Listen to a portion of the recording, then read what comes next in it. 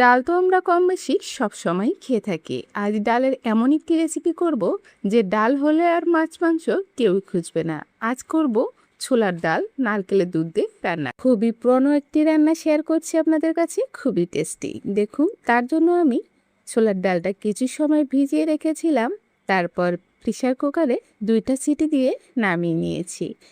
এখন এই ডালগুলো দেখুন এরকম সিদ্ধ হবে, একেবারে গলিয়ে ফেলা যাবে না, শুধুমাত্র 2টা সিটি দিয়েই কিন্তু নামিয়ে নিতে হবে, তাহলেই কিন্তু হবে, এর থেকে বেশি সিদ্ধ করা যাবে না। আপনারা প্রেসার কুকার ছাড়াও সিদ্ধ করে নিতে পারেন, কিন্তু এরকমই সিদ্ধ করতে হবে। এখন চলে যাচ্ছি রান্না করার জন্য কড়াইতে তেল দিয়ে তারপর দিয়ে দিলাম কিছু গরম মশলা। গরম মশলার ভিতর আছে একটা তেজপাতা, 2 টুকরো দারচিনি আর 3টা এলাচ। তারপর দিয়ে দিলাম 2টা পেঁয়াজ কুচি। পেঁয়াজটাকে একটু ভেজে নিতে হবে, একটু লবণ দিয়ে ভেজে নিব, এতে করে তাড়াতাড়ি ভাজা হবে। এখন দিয়ে দিচ্ছি আদা আর রসুন বাটা, 1 চা চামচের একটু বেশি আদা রসুন বাটা আমি এখানে দিয়ে দিয়েছি। আদা রসুনের কাঁচা গন্ধটা যাওয়া পর্যন্ত আমাদের একটু ভেজে নিতে হবে।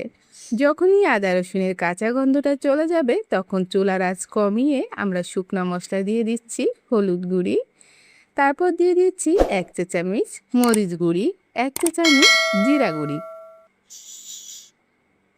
হালকা আঁচে খুব ভালোভাবে এই মশলাটাকে তেলের উপর কষিয়ে নিব। আমি কিন্তু আজ পানি দিব না, হালকা আঁচে তেলের উপরই কষিয়ে নিব, এতে করে কালারটা সুন্দর আসবে। দেখুন মশলাটা কিন্তু কষানো হয়ে গেছে।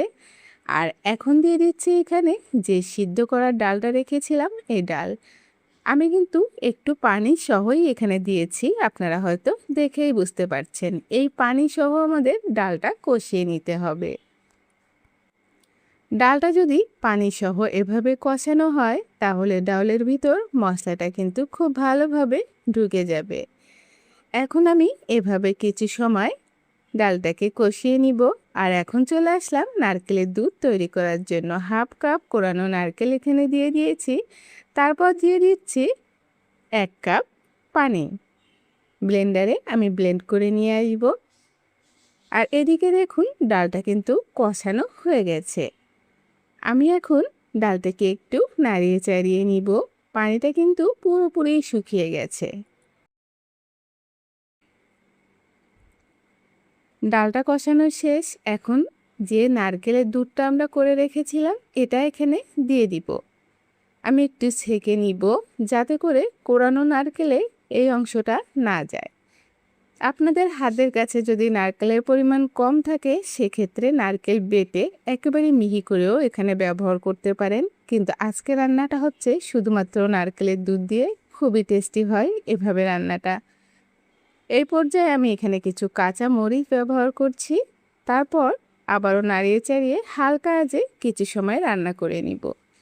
নারকেলের দুধ দিয়ে ছোলার ডাল কিন্তু অসম্ভব মজার একটি রেসিপি।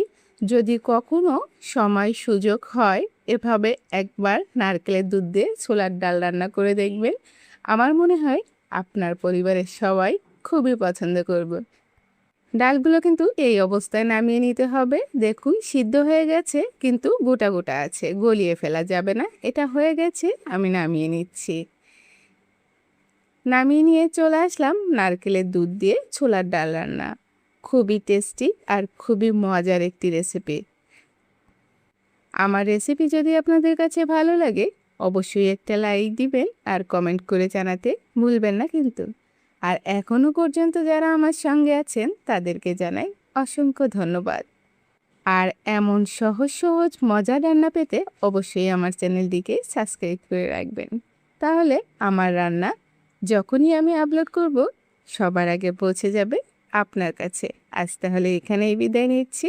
সবাই ভালো থাকবেন, সুস্থ থাকবেন। ধন্যবাদ।